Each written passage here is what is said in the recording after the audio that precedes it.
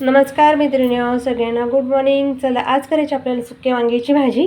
त्याच्यासाठी साहित्य घेतलं आहे खोबरं, कोथिंबीर, कढीपत्ता, लसूण हे वाटून घेतलेलं आहे। त्यासाठी मसाला, मीठ, शेंगदाण्याचा कूट, वांगे कापून घेतले, त्याच्यात मीठ भरलं आहे।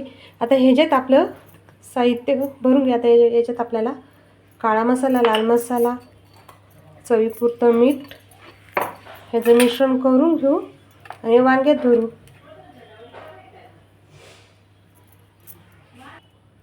वांगे पण मस्त भरून झाले।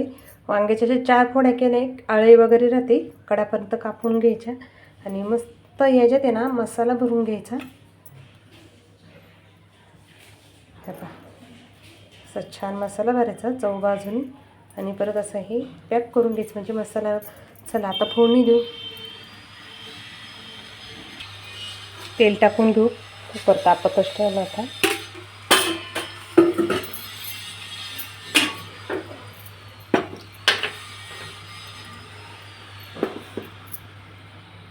तेल तापून देऊ।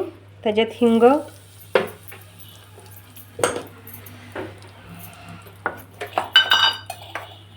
जिरं, त्याच्यात मसाला आपला, त्याच्यात हे वांगे टाकून घेऊ।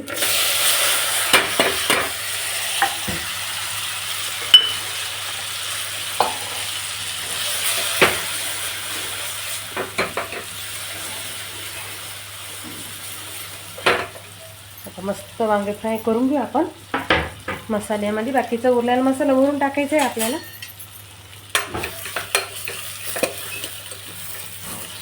मस्त त्याला फ्राय करून घेऊ।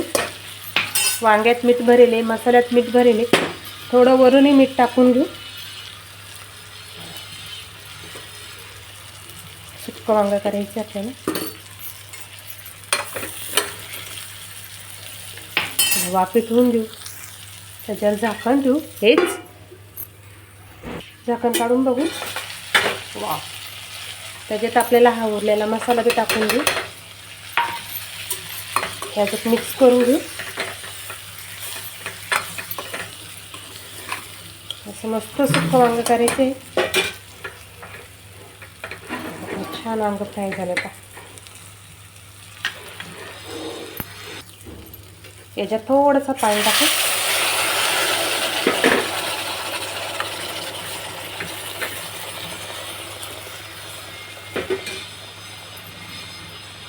थोडं शिजून घेऊ वाफेत।